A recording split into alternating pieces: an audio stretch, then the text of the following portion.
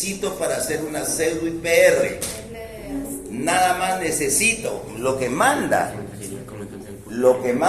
es el nivel estático y el nivel dinámico y cuántos barriles yo he producido. Ahora viene a dónde, con respecto a qué cosa voy a calcular yo. Y hay dos razones. Una, en el punto D. Si me dan el punto D, si me dan el intervalo, debo tomar el punto D y todo se calcula al punto D. Pero si no me dan punto D, entonces todo calculo al triple D. Entonces, si no le hubiera dado D, ustedes para ver el Q máximo tendrían que haber sido. ¿Está claro? Pero como aquí les di el punto D, recuerden, grábense, toda la información que se tiene de la producción de un pozo se hace referencia al punto medio del intervalo productor. Si no me dan ese punto D y me dan el triple de asiento, ahora vale el triple de asiento como punto de referencia y todo lo calculo al triple de asiento. Y yo pongo siempre la profundidad del triple de asiento. Bien, nos dicen ahora que calculamos el TDH. ¿Qué es el TDH? Total Dynamic Head, que puede ser en pies o puede ser en PSI. Entonces, por lo general está en pies, pero podemos darlo también nosotros en PSI. ¿Qué es el TDH? Es la presión que yo necesito para que el pozo llegue a la batería, que esa presión se llama presión en la cabeza, wellhead, la presión wellhead, que de alguna manera yo puedo calcular, haciendo repaso, ¿cuántas formas hay para calcular la presión en la cabeza? Entonces, aquí hacemos el repaso. ¿Alguien ha traído un poquito de agua? A ver los aguateros. Agua.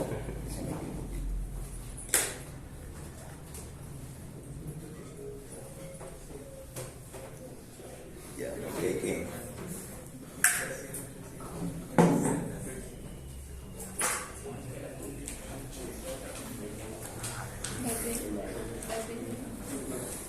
No sé. Señores, por favor, atención. Con el primer valor, esta es la presión en la cabeza, en el cabezal, el wellhead. Esa presión en la cabeza la puedo tener de tres maneras. La primera, cuando me dan el valor. Dan el valor.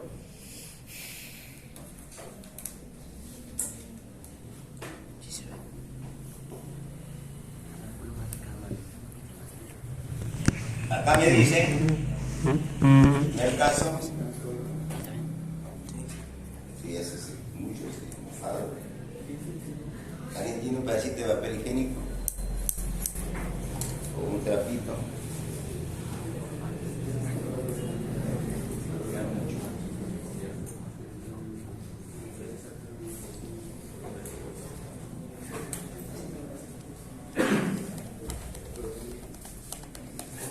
Entonces, el primer caso, cuando me dan el valor, como en este caso, ya me dijeron para este caso, dato es presión en la cabeza, ¿cuánto? ¿Cuánto es la presión en la cabeza? ¿Cuánto dice la presión en la cabeza? Dice calcular el TDH necesaria para producir el caudal máximo. ¿Cuánto vamos a producir? ¿Cuál va a ser el caudal máximo para sacar ese TDH? 33 barriles. Entonces, ese TDH, para sacar los 33 barriles, y los 33 barriles, ¿a qué profundidad los saco? ¿Desde dónde? Desde 5.200 pies. Y para eso, la presión en la cabeza requerida es 120 psi. Ya me dijeron que desde el cabezal, para que el crudo, esos 33 barriles, lleguen hasta la batería, necesito 120 psi. Es la primera forma que me dan el dato, dan el valor. Otra forma, si me dan la presión de la batería, me dicen, no me dan presión en la cabeza, sino me dicen el pozo va a producir a la batería y en la batería va a ser de 50 o 20, 30, 40 psi. Me dan el valor en la batería. Por ejemplo, 50 psi. ¿Qué necesito? El GBR. Tengo que decirme cuánto es el GLR que va a producir ese pozo. GLR. Me tienen que dar el diámetro de la línea de flujo. Y me tienen que dar, ¿qué más? La longitud. Y yo con esta data, entrando a los gradientes de flujo vertical, a las panzoncitas, a las curvas panzoncitas, entro acá con presión en la batería, intersecto al GLR, este es el GLR que me están dando, hallo la longitud equivalente, le aumento la línea de flujo, voy acá y encuentro la presión en la línea. Ya tengo el valor de la presión en la línea. Ahora acá vienen dos cosas. Me pregunto, ¿este pozo tiene estrangulador? Si no tiene, si me dicen el pozo no le voy a colocar estrangulador, ¿qué digo? Que la presión en la cabeza será igual a ¿quién? A la presión en la... Ya está determinada la presión en la cabeza. Pero si me dicen que el pozo tiene un estrangulador, entonces yo, sin BIN, si hay con BIN, por ejemplo un BIN que puede ser de 3 octavos, poniendo un ejemplo, siempre este BIN de 3 octavos lo debo llevar a la referencia en 64 avos. O sea que el denominador debe ser acá, 64. 64 entre 8, 8 por 3, 24, y este va a ser el valor de D, que yo voy a usar en la ecuación del BIN. Porque cuando yo tengo estrangulador, hay dos ecuaciones que debo satisfacer. La ecuación de la línea, que es igual a ¿quién? Que la presión en la cabeza es igual a la presión en la línea entre 0,4, primer valor. Y lo otro es la ecuación del BIN, que dice que esta presión en la cabeza es igual a 10 veces el caudal Q por el GLR elevado a la 0,546 dividido entre el valor de D a la 1,89, ese valor de D que se aquí. Entonces, ¿cuál voy a tomar? La presión en la cabeza para ir al flujo vertical, y acá ¿quién tomo? El mayor. Entonces, esta es presión 1 y esta es presión 2. Tomo el valor de presión en la cabeza, el mayor. Y con ese valor voy a los gráficos verticales de gradiente vertical y ahora voy acá a ese gráfico. Este es el GLR que vengo usando, el mismo GLR que usaba en el flujo horizontal. Ahora está aquí la presión en la cabeza, la mayor, intersecto, le aumento la longitud del niple de asiento, el NA, voy aquí y determino ya la respectiva presión flujo y para este caudal que yo estoy seleccionando.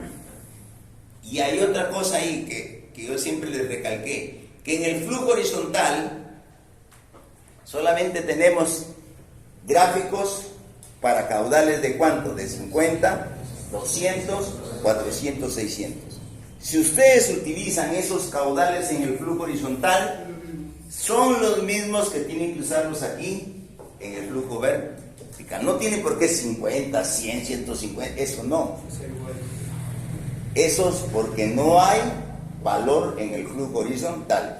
Eso de 100, 150 es cuando solamente tengo datos de presión en la cabeza ya definido. Cuando hay datos de la presión en la cabeza puedo hacer eso. Pero cuando yo tengo que determinar la presión en la cabeza, asumo mis caudales Y esos mismos caudales los llevo al flujo vertical para construir mi outflow. ¿Está claro? Bien, entonces eso es. ¿Y qué decimos? Que el TDH más TDH, ya hemos repasado la presión en la cabeza. Más, ¿qué cosa? El nivel. Y en este caso, ¿cuál va a ser el nivel? Decimos el nivel dinámico para obtener la producción que yo necesito. Y aquí, ¿cuánto va a ser el nivel dinámico? ¿Cuánto va a ser para obtener el Q máximo? ¿Cuánto va a ser el nivel dinámico? 5200 pies. Aquí era 5200, más ¿qué cosa? La caída de fricción. ¿Desde dónde? ¿Desde dónde es esa fricción? ¿Desde dónde? Vean la diferencia. ¿Desde dónde es la fricción? ¿Desde dónde se está moviendo el fluido? ¿El fluido se está moviendo de 5200 o se está moviendo desde el niple de asiento, que lo tenemos a 5000? Acá está el niple de asiento. ¿De dónde se está moviendo el fluido? La fricción, ¿de dónde va a ser? Desde abajo, ¿que es de qué? 5000, desde el niple de asiento hasta la superficie. Pero aquí el problema era que les decían, para que no se hicieran bolas, decía que toda esa caída, ¿cuánto era? 300 PSI. Toda la pérdida de fricción era 300 PSI, entonces no había ni que pensar eso. Este valor era dato y esto era 300 PSI. Acá 120 PSI, aquí es 5200. Entonces ahora convertimos los 120 PSI y convertimos los 300 PSI a pies. Y para hacer eso, ¿qué hacemos? Tenemos que hallar el gradiente del fluido. Y el gradiente del fluido, ¿a qué es igual? A la gravedad G por 0.433. Y en este caso G la sacamos porque nos dicen que es un crudo de ¿cuánto? Y aplicamos la fórmula. Cuando es API, 141,5, 131,5 más los 35. Y eso nos da 0,85 y el gradiente de fluido multiplicado por 0.43 lo aproximamos a 0.37 PSI. Es 0,368, pero lo podemos redondear a 37. Entonces, 120 entre 0.37 más 5200 más 300 entre 5.27, eso les da un TDH total. Aquí tenemos que ese TDH total nos da 6.335 pies. Si lo queremos convertir a PSI, recuerden que la fórmula que es presión, que es igual aquí al gradiente hidrostático, gradiente fluido por la profundidad. Entonces, presión, yo multiplico este valor que me ha dado por 0.37 y eso lo tenemos en PSI. Pero si quieren, con pies será suficiente. Sencillísimo. Es un niño de 3 años lo hace. Sin estudiar tanta matemáticas. ¿Ya? Unos se metieron, he visto, y desastrosamente, que me irrita cuando estoy revisando, presión de reservorio 2.3. O sea, hay que saber qué información me dan para yo saber utilizarla. Y eso van a tener en el campo, cuando sean ustedes profesionales y trabajen. Información van a tener de sobra. Y 2, cuando ustedes tengan que hacer un trabajo, van a pedirle al trabajador, sácame esta información. Y los trabajadores lo van a odiar si los hacen trabajar y no usan la información. Entonces, el supervisor que sabe dar una orden para que el trabajador saque la información y esa información yo la voy a usar, se gana el respeto del trabajador. No, ese ingeniero es muy minucioso, muy bueno. Y la información que ellos sacan, tratan de ser la más precisa y concisa que pueden dar. Pero dicen, no, ni siquiera usa eso. Entonces, ¿cuál es la información? Ellos mismos le ponen, sin haber hecho, pues dicen, ni la va a usar. ¿Se dan cuenta? Eso el trabajador nos conoce a los ingenieros desde que entramos a trabajar. Dice, ya nos hacen una clasificación. Ese ingeniero da órdenes malas. Este ingeniero pide información y no la usa. Este ingeniero siempre es bien renegón. Este ingeniero no le gusta que hagan esto. Nos tienen pero.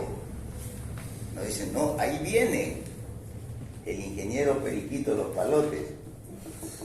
Y todo el mundo se pone, pero ahí viene Manuelito. Es seguir jugando. Señores, así se hace la fama de un profesional. Y todo eso que hablan los trabajadores, lo escucha el jefe. Y entonces, como hay evaluaciones anuales de la gente, dicen, no, ese no es confiable. Entonces, bótalo. Y una vez que los votan ustedes, los han votado de todas las empresas. Porque lo votaron de la empresa A, y vamos a ver que la empresa B lo quiere contratar, pero le pregunta a la empresa, ¿dónde has trabajado en la empresa A? No, ese no sirve. Ya te ponen una cruz para toda la vida. Así que, señores, cuando entren a una empresa a trabajar, necesitan ser humildes. ¿Qué es ser humilde? Hay que ser franco. No sé eso. Voy a aprender. Y para aprender nos cuesta. Hay que pagar el piso, como dicen.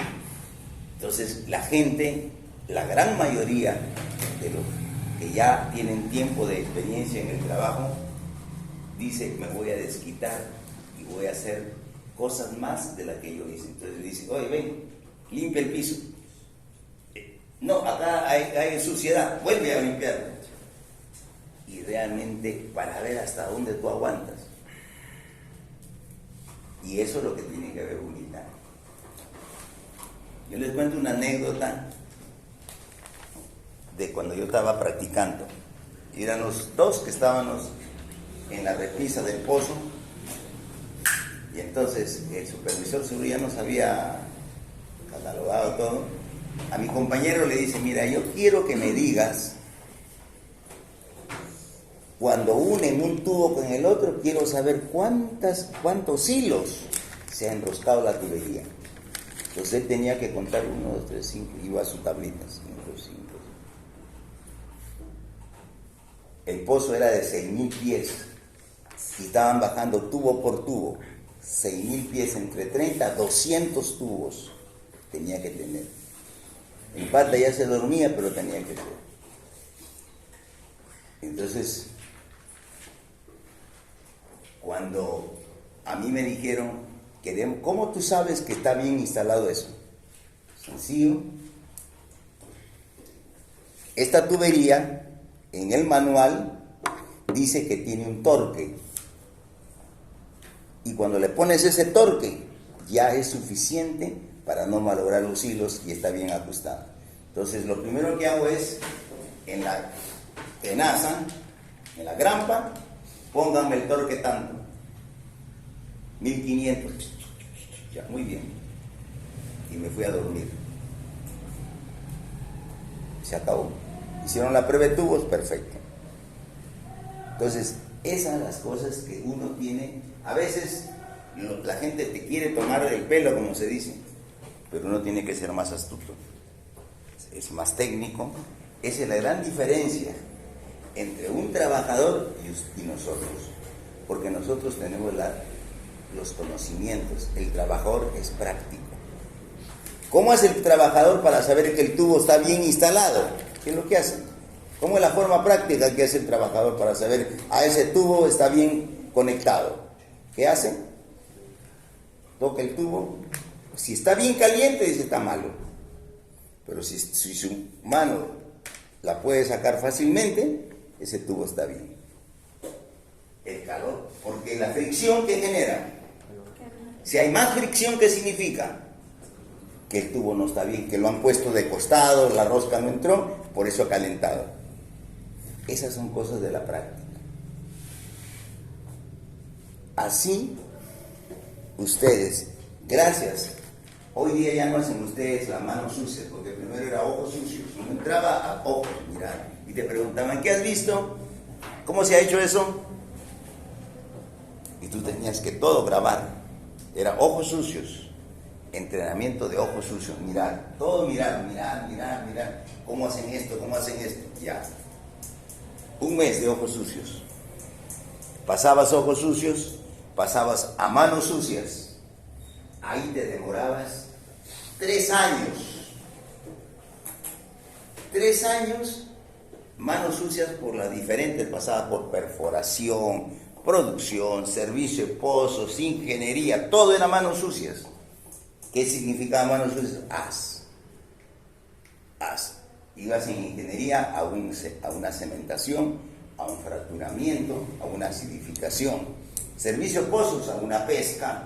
Todo ibas y al cabo de 3 años, recién te decías, señor, está apto para que lo asignen como supervisor en tal área. Y ahí comenzabas tu trabajo y tu desarrollo profesional. Si tú habías tenido buenos conocimientos, porque también, valga verdades, hay que tener suerte, porque a veces te toca un jefe flojo,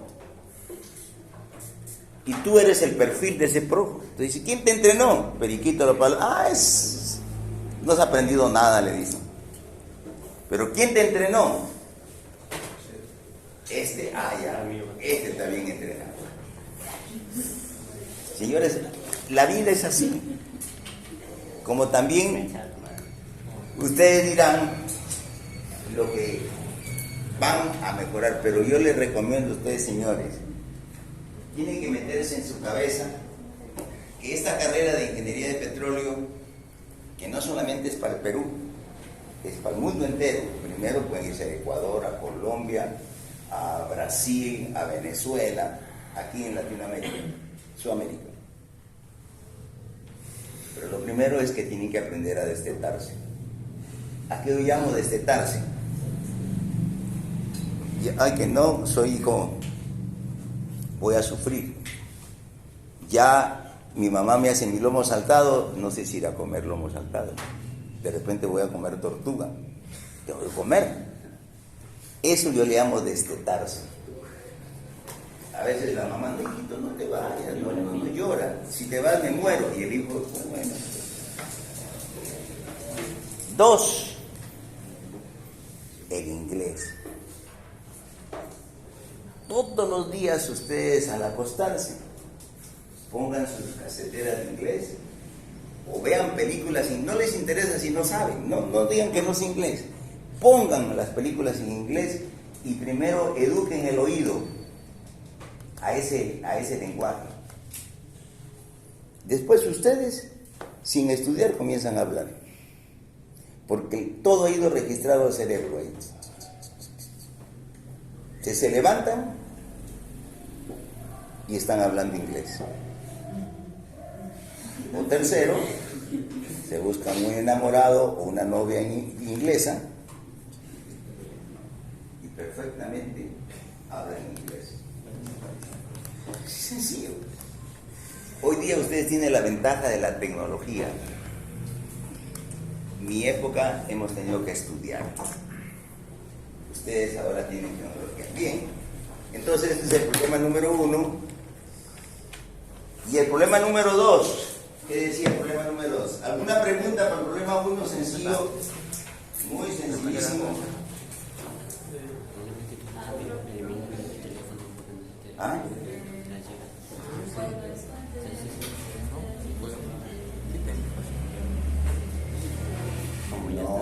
No, traten de memorizar. El TDH máximo es para sacar la mayor producción posible que me da ese pozo. ¿Y dónde voy a obtener la mayor producción posible? En el punto D. Si no me dan el punto D, en niple de asiento, porque supongo que el niple de asiento lo han puesto en el punto D, que eso es lo que realmente se hace. Generalmente siempre el niple de asiento lo colocamos más abajo del punto D, más abajo, para tener la garantía que siempre la formación va a entregar fluido y siempre la bomba va a trabajar, va a tener líquido. Pero no quiere decir que eso es lo máximo que me dé el pozo. El punto máximo es el punto D. ¿Ya? Si vendieran el crudo de extracción, la producción de extracción, ¿cómo sería? La cruda extracción, hemos dicho que para extraer usamos el 80%. Eso ya dijimos. El Q, una cosa es, el Q máximo es lo que aporta la formación. Q máximo es el aporte de formación. Y él ha hecho el Q de extracción. El Q de extracción hemos dicho es igual al punto 8 del Q máximo. Pero siempre los diseños, todos los diseños, lo hacemos el Q máximo. Y ahí que tenemos el Q máximo decimos, para que mi pozo produzca bien, me contento de que mi bomba o mi sistema me dé el 80% de ese Q máximo. Ahora, para producir ese Q máximo, miren, necesito un nivel dinámico. Entonces, ¿el Q máximo de quién depende? Del nivel dinámico. Y ese nivel dinámico, si me dan el intervalo productor, está en el punto D, lo máximo, que yo voy a sacar, dejar vacío el nivel. Pero si no me dan punto D, tengo que ver el nivel D. Así. Por ejemplo, si ustedes dijeran, señores, dame el TDH de 20 barriles. No me digas el máximo, dame el TDH para obtener 20 barriles. Entonces ustedes van acá a su IPR 20 barriles y este será su nivel dinámico para sacar ¿cuánto? 20 barriles. Y entonces ya el nivel dinámico será de aquí hasta la superficie. No es lo del niple de asiento. La fricción sí es desde el niple de asiento hasta la superficie. Todas esas preguntitas chiquitas son muy importantes, pero están para que ustedes las pregunten. ¿Ya? Bien. Ahora,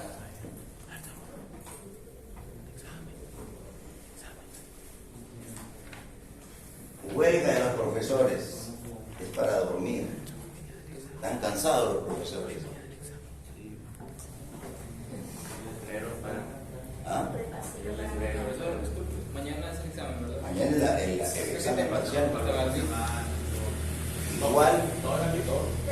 O todos los temas. ¿Ah? ¿Cómo te digo? Válvula operativa, pedao, eso también. Todo viene hasta el Gasly. El Gasly viene hasta que hemos recalcado punto de inyección, profundidad de la válvula operativa y la presión en el casing en superficie. Usando los gradientes de presión. No hemos hecho, no. Hasta el PT. Todo eso, el PT. No, lo que va a venir, que dice, viene punto de inyección, el DBO y la presión en el casing. Estas tres cositas nada más. Es bien. El PA es... El PA sí tienes que saber para poder agarrar. ¿Por qué? Porque yo determino el punto de inyección. Cuando yo determino el punto de inyección, cuando yo determino el punto de inyección, ¿qué valores de presión tengo? El petado. Ya está, esto de aquí me lleva al petado. Y luego para llegar al DBO, ¿qué tengo que hacer? El PA. Pero el PA, ¿qué cosa viene a hacer? Igual al PD más el delta de P, que ya hemos dicho cuánto es, 50 psi. Y cuando quiero hallar la presión en el casing, ¿quién es? La presión A dividido entre 1 más 0,0023 el DBO entre el mío. Eso. No, yo lo que tengo. No, eso no. No, eso vamos a seguir y va a venir en la tercera práctica. Sobre mí. Ya. Voy a resolver el segundo problema. Por el DBO,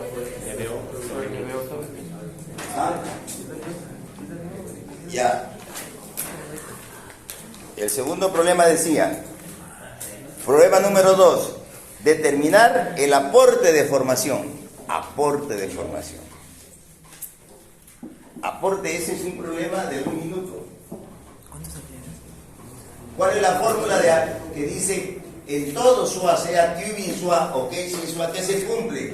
Que el volumen inicial más el volumen de formación es igual al volumen final más el volumen recuperado. Esta ecuación es de balance. Es lo mismo que ustedes han usado cuando decían se llena una tina, se vacía entre el otro, en cuánto tiempo se vaciará la tina. Ese es el balance. Ahora, ¿qué es lo que tengo que conocer? Si es casing SWA, el punto de referencia es el flux collar. Ese es el punto de referencia. Si es tubing SWA, ¿cuál es el punto de referencia? El nipple de asiento. Ahí está bien definido. No es el punto D, es la producción al nipple de asiento. Entonces, gráficamente,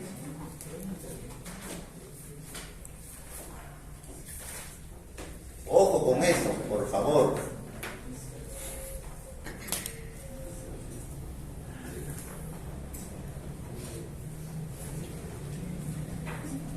Por eso siempre hay que hacer el gráfico para entender bien.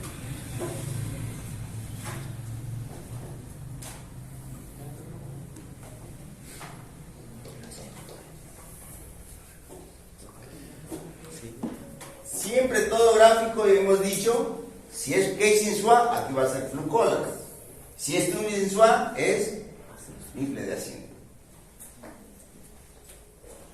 Pero vamos a ver que aquí pueden suceder dos cosas. Yo, esa fórmula que estoy sacando, usa de referencia o bien el flux collar o usa de referencia bien el nipple de asiento. Entonces, si yo tengo el nivel de acá, lo que estoy sacando es a esta profundidad. Estoy sacando.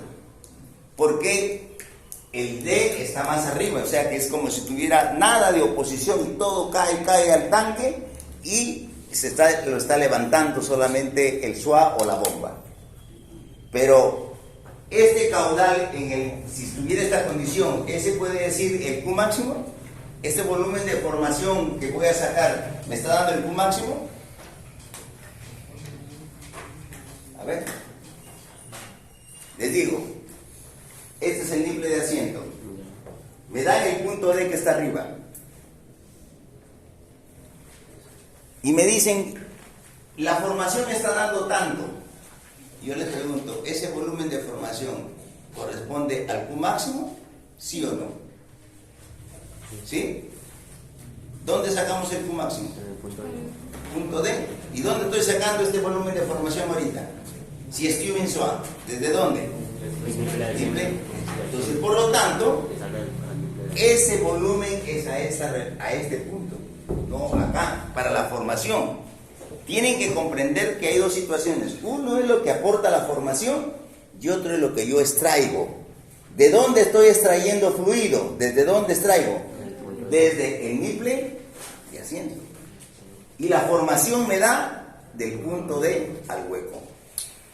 Entonces a mí me dan todo esto y si me piden cuál es el Q máximo, ponte que yo trazo esta recta acá y me están dando este valor. Este no es el Q máximo. ¿Cuál será el Q máximo? Ese punto. Y puede suceder lo contrario.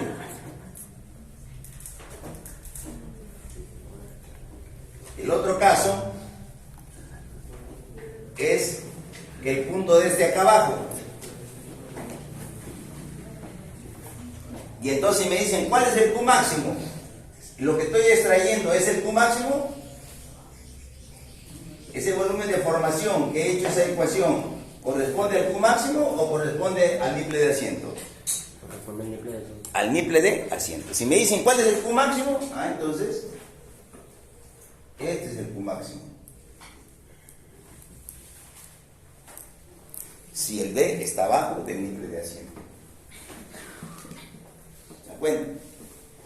Y cuando el niple de asiento esté en el valor D, recién digo, ¿qué cosa es? El Q máximo.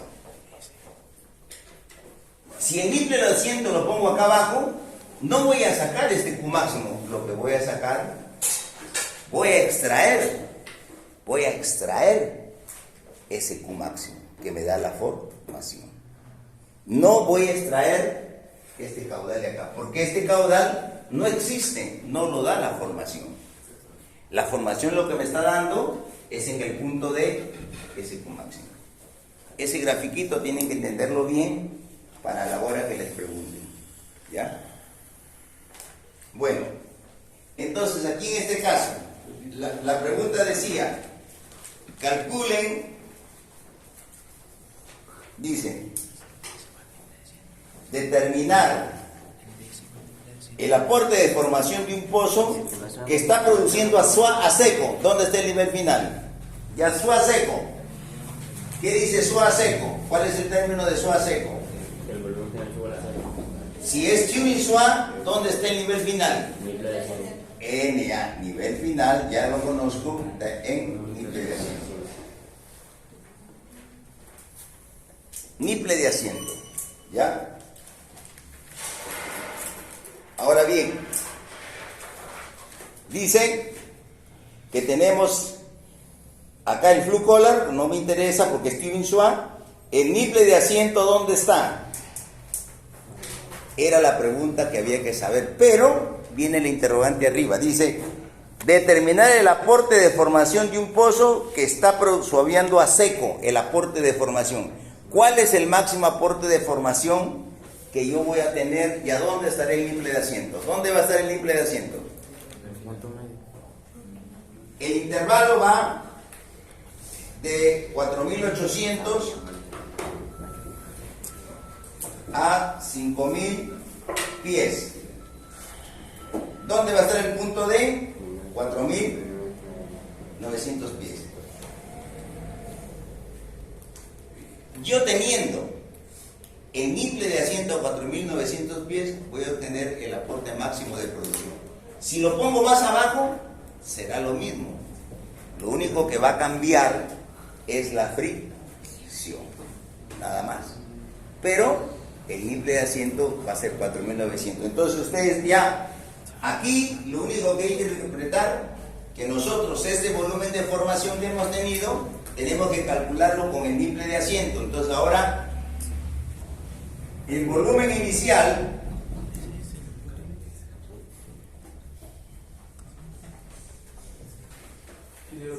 aquí está el pozo.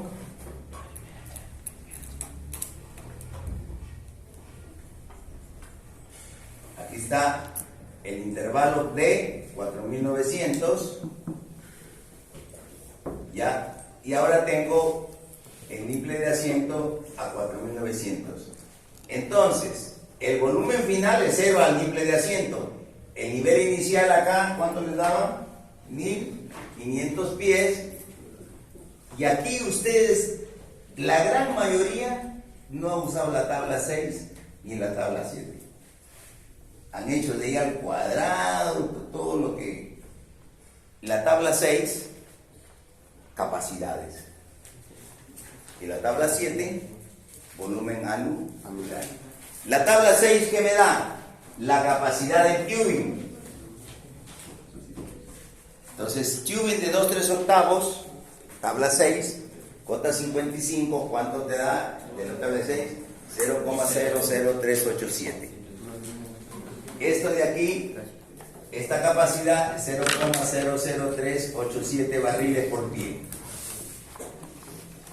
Y la capacidad de este flujo anular, de este espacio anular, ¿cuánto te da?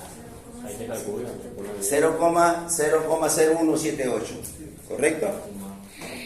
Esto de acá, 0,0178 para casing de 5,5 con tubería de 2/3/8. Como ustedes han hecho la fórmula volumen, diámetro interior del casing al cuadrado, menos, y ahí se metieron la burrada, le pusieron diámetro interior del tubing, que es diámetro exterior del tubing. No es 1.995, sino 2.375 elevado al cuadrado. Ahí está el error que todos quisieron calcular y le sale un volumen diferente. Entonces, el volumen inicial va a ser igual a la suma de 0,0178 más 0,00387. Todo esto multiplicado por ¿cuánto? Por 4.900 menos 1.500. Porque el niple de asiento está a 4.900, porque el nivel final al niple de asiento va a ser 0. Y esto de aquí, ¿cuánto les da? 74 barriles, algo así. Ya, esto da 74 barriles. Entonces reemplazamos 74 volumen inicial más el volumen de formación igual. ¿Cuánto es el volumen recuperado?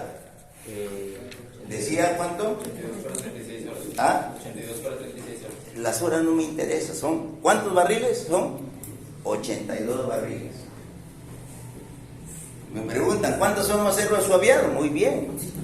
Si yo les preguntara, ¿cuánto es el aporte en día? Recién ahí tengo en cuenta de las 36 horas. Cuando te pregunten, ¿cuál es el aporte en barriles por día?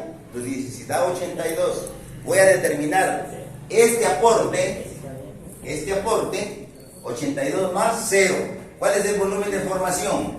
82 menos 74, ¿cuánto te da? ¿Cuánto es 72? 8, ¿cierto? 8 barriles. Estos 8 barriles me ha dado la formación ¿en cuántas horas? ¿En cuántas? ¿Esto es en qué? En 36 horas. Y si yo te preguntara cuál es el aporte de barriles por día, sería 8 entre 36 por 24, le daría pues 3 barriles por día. Por eso hay que tener bien claro. Yo pongo las preguntas para confundirlo. Me he caracterizado siempre, por eso dice, cópiense, busquen todo lo que quieran, menos conversar. ¿Está claro?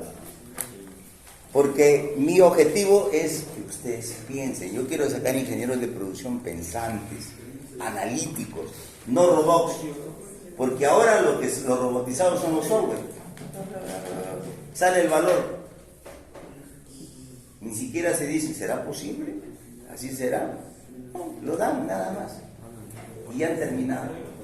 Se han robotizado. Señores, necesitamos gente pensante. Por eso nunca el robot va a superar al humano. ¿Ya? ¿Ah? Aquí de lo tómale por primera vez. Y la parte de aquí, Wong.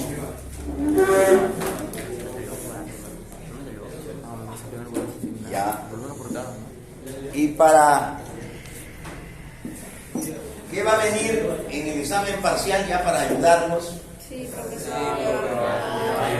Porque desastrosamente están las notas, desastrosas. ¿Qué va a venir? Surgencia natural. Un problema de surgencia natural. ¿Qué es lo que tienen que hacer para surgencia natural? Primero, ¿qué hacemos? La hiper, está acá construido el hiper. Y segundo, ¿qué hacemos? ¿La curva de qué? Outflow. Esta intersección es el flujo de surgencia natural. Pero aquí viene el detalle. Este outflow se puede construir de dos formas. Una, cuando el pozo produce en la cabeza del pozo, y ahí, ¿qué me dan? Presión en la cabeza. Y la otra, cuando me dicen que el pozo produce a la batería, ¿qué tengo que hacer? Presión en la batería, tengo que hacer flujo horizontal. Si no hay estrangulador, ya lo que repasé, Si hay estrangulador, ecuación de la línea, ecuación del PIN, y luego determinar la presión en la cabeza, y con eso encuentro las presiones fluyentes, y estas son las presiones fluyentes, trazo el IPR, intersección, ese es el caudal de surgencia natural. ¿Ya? Sencillísimo. El segundo problema. Ahora, y el otro problema es de lo que he dicho ahí, el punto de inyección. ¿Qué hacemos para el punto de inyección? Primero, ver si esa producción me la va a dar el pozo por producción artificial. Y para saber eso, ¿qué hago? Para saber yo si mi pozo, me dicen, diséñame un pozo de 200 barriles. Y entonces yo me pregunto, ¿el pozo podrá darme 200? Para saber esos 200, ¿qué tengo que preparar? La IPR. Entonces construyo mi IPR. Y veo el Q máximo. Si el Q máximo es mayor que lo que me piden que produzca mi pozo, aleluya, digo, sí, puedo aplicarle producción artificial. Ahora, si ya me dicen de frente, diséñame Gasly para este pozo para que me produzca 200 barriles, ya doy por aceptado que el pozo es capaz de producir 200 barriles y no necesito hacer IPR. ¿Repito? Repito. Cuando no me dicen nada, ¿qué es lo que ustedes van a diseñar cuando ese pozo se murió? Mi pozo se murió. Entonces debo construir una IPR del momento en que el pozo se murió. ¿Cómo hago ese IPR? Tengo que leer el SWA. En el SWA, ver el nivel estático, porque el pozo está muerto, lo voy a suaviar. Nivel estático, presión estática. Nivel dinámico, presión dinámica. Aplico presión de reservorio, que es igual, presión en cabeza, estabilizada más 2.3 sobre 100 por el nivel estático sobre 1000 más gradiente de fluido por niple de asiento menos nivel estático, presión de reservorio, que usted lo tiene. De igual manera, la presión fluyente. Con esos datos hacen su IPR. Y para estos casos he dicho, usemos el caso 3. Es Vogel. Salvo el caso que ya me den una presión de burbuja, digo, ese no es Vogel, porque ya me dieron la presión de burbuja. Y si la presión fluyente sigue siendo mayor que la presión, es mayor que la presión de burbuja, estamos en el caso 1. Y con eso aplicamos la teoría del caso 1. O si me dan la presión de burbuja y mi presión fluyente es menor que mi presión de burbuja, aplico el caso 2. Si no me dan nada de eso, asumo que estoy en el caso 3, que generalmente es lo que consideramos cuando el pozo va a entrar en producción artificial. ¿Ya? Entonces, ¿cuál es el siguiente paso? Una vez que yo ya estoy completamente seguro que voy a producir un caudal Q, ese caudal Q voy a producirlo que está en niple de asiento y tengo mi GLR primero de formación. Mi GLR de formación, que es el momento en que el pozo ha dejado de fluir. Entonces, y conozco la presión fluyente, ¿qué hago? Mi perfil. Este lapicero me he confundido porque no es plumón, sino es marcador. Por eso marca. Pero, pedacito de papel y que a ver, échale agüita.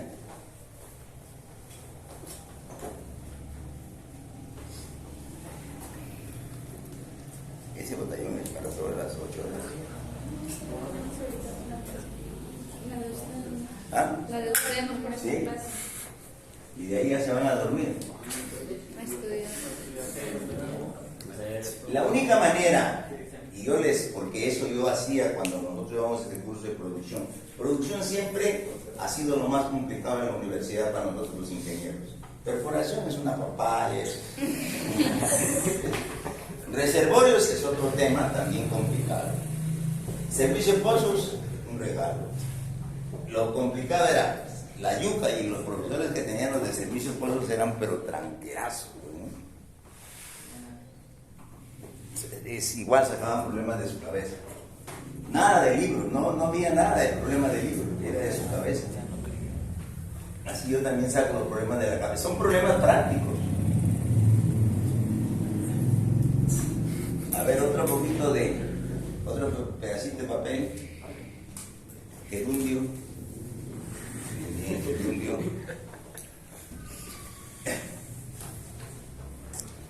Bien. Una vez que hemos hecho, ya sabemos, debemos construir el perfil.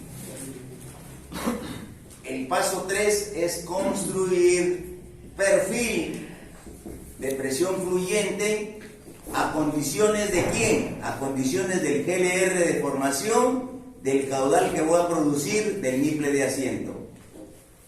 Y parto de mi presión fluyente, que dejó de producir, que está acá, presión fluyente, y hago mi perfil, quedó ahí. Ojo al parche. Si mi presión en cabeza acá en superficie es mayor que la presión que quiero aplicar al gas lift, ¿qué digo? Ese pozo está surgiendo y no necesita gas lift. Ojo al parche. Si al hacer el perfil de presión, ¿cómo hacemos el perfil de presión? Vamos, hacemos esta tablita. Decimos que lo fijo, el caudal Q, que lo fijo, el GLR y el niple de asiento. Entonces, ¿qué comenzamos? Comenzamos aquí con la profundidad, niple de asiento, y ¿qué nos da? La presión fluyente al niple de asiento, este valor. Vamos al gradiente vertical, todo esto hacemos con gradientes verticales. Entramos con el gradiente vertical con la presión fluyente y encontramos a cuánto es esa longitud equivalente con el GLR. Y nos da aquí la longitud total, LT. Luego, ¿qué hacemos? Comenzamos a disminuir 1000 hasta llegar a 0. Y esta longitud total le comenzamos a quitar también 1000 y hallamos las respectivas presiones fluyentes. Y esos son los puntos que tenemos aquí. Si esta presión llega debajo de 0, el pozo está muerto, o 0, o debajo de 0, el pozo está muerto y necesita gas lift o cualquier otro sistema de producción artificial. Pero, si llega por acá, ¿qué digo? Ese pozo está surgente, pero vamos a suponer, pero yo necesito esta presión en la cabeza para gas lift. La curva ha llegado acá. Pero ¿qué digo? Yo necesito este valor. ¿Quiere gas lift o no quiere gas lift? Sí quiere. Este es el perfil. Y llegó con 50 PSI acá. No quiere. Pero si me dicen, no, yo quiero producir mi gas lift con 150 PSI. ¿Quiere gas lift el pozo o no? Sí. Claro, porque no va a llegar a la batería, le falta. Entonces, ahí comienzo, si este fuera el perfil, con 50 PSI, hago ahora el siguiente perfil, pero este perfil va a ser ¿con quién? Con el GLR de producción de gas lift. ¿Y qué tengo que hacer? Calcular el volumen de gas. Para eso me dan el IGLR y calculo el volumen de gas. ¿Cómo es el volumen de gas? Con el IGLR multiplicado por el caudal Q por el niple de asiento sobre 1000. Ese es el gas de inyección. El gas de formación, ¿a qué es igual? Al GLR de formación por la profundidad del niple por el caudal, por Q. Ese es el gas de formación. El gas de producción, ¿a qué va a ser igual? A GI más gas de formación, y el GLR de producción será igual a este valor entre el valor de Q. Veo la tabla, si ese GLR de producción lo permite la tabla, y si no, lo acondiciono hacia el lado superior siempre. Si me sale 2.400, yo tengo 2.000 y 3.000, me voy por 3.000. ¿Ya? Si me sale 2.100, no me voy a ir por 3.000, porque la diferencia, ¿cuánto es más chiquita? Para 3.000 ya es 900, ya es mucho. Pero ya encima del 50%, por ejemplo, ya 2.600, ya está más de la mitad.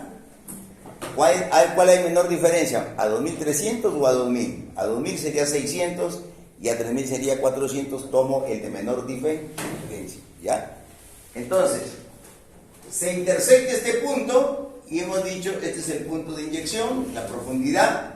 Leo la presión dado, le agrego el delta de P y voy hacia, para que recuerden ustedes, este es el G2 y este es el G1, lo intersectan con el G1 y aquí está el DBO. Y luego tenemos esta presión A, vamos a superficie con la fórmula y determinamos la presión en el casing. Punto, acabó el negocio, acabó el baile y nos vamos a dormir. ¿Qué hora marca el automático? 8:25, justo un time, siempre es lo más importante que tengo desde mi hojita. ¿Quién la tiene mi hojita? ¿Ya le tomamos foto?